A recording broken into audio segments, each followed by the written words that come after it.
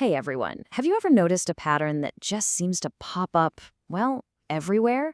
From the heights of people in a crowd to the scores on a test, there's this weirdly specific shape that nature and data just seem to love. Today, we're going to decode that pattern. All right, so let's get right into it. What is this mysterious pattern? It all starts with a super simple observation about our world that, it turns out, is actually a pretty deep statistical mystery. It's all about how things tend to bunch together. I mean, really think about it for a second. Why isn't the world just full of extremes? Why do most things, when you actually go and measure them, seem to settle right there in the middle? This is the big question we're going to tackle. You see this pattern everywhere. Take human height, right? Most of us are somewhere around average height. People who are super tall or super short are pretty rare. The same deal goes for things like blood pressure, little errors in scientific measurements, even test scores. This habit for everything to cluster around a central value is a huge idea in statistics. This pattern is so ridiculously common that, of course, mathematicians and statisticians had to give it a proper name. So let's see what they call this familiar-looking shape.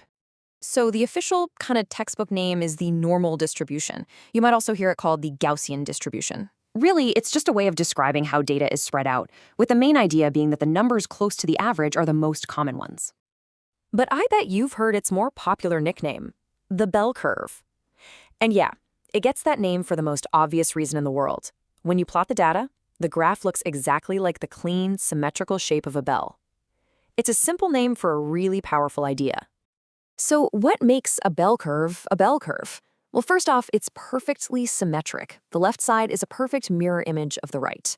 What's cool about that is it means the average, the middle value, and the most frequent value all line up at that one single peak.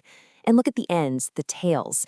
They stretch out forever, getting closer and closer to zero, but never ever actually touching it. That's a property we call asymptotic. But not all bells are shaped exactly the same. Their width is controlled by something called standard deviation. And don't let the name scare you, it's just a measure of how spread out the data is. So if the standard deviation is small, it means all the data is huddled tightly together and you get a tall, skinny bell. If it's large, the data is more spread out and you get a short, wide bell. Okay, this next part is maybe the most important bit. If you only remember one thing about the bell curve, make it this. This is its secret code, and it's what makes it so incredibly useful.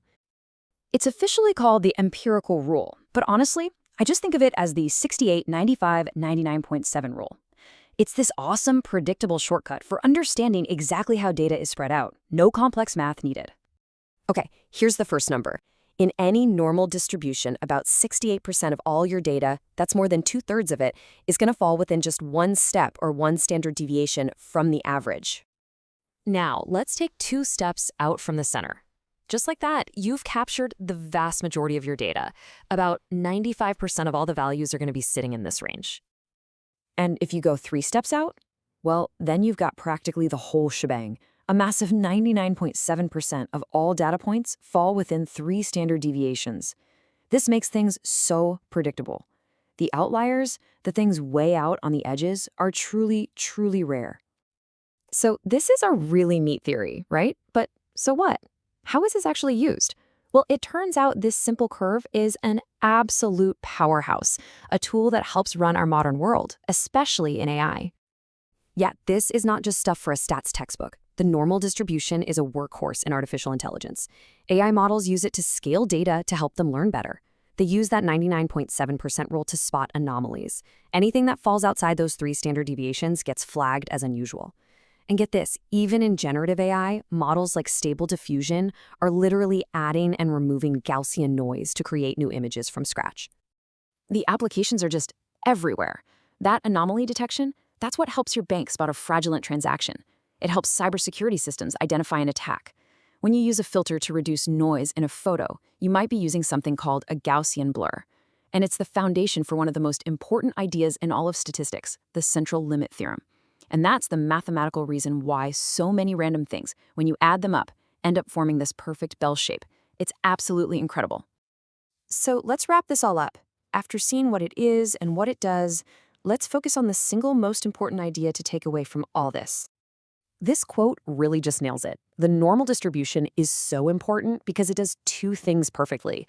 It's a fundamental tool that makes the math of statistics actually work, but it's also a genuine reflection of how the natural world is often organized. So what's the big idea?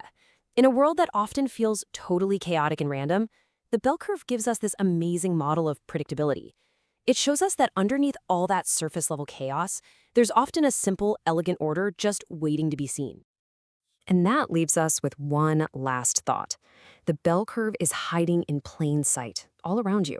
So now that you know its shape and its secret code, where are you going to spot it next?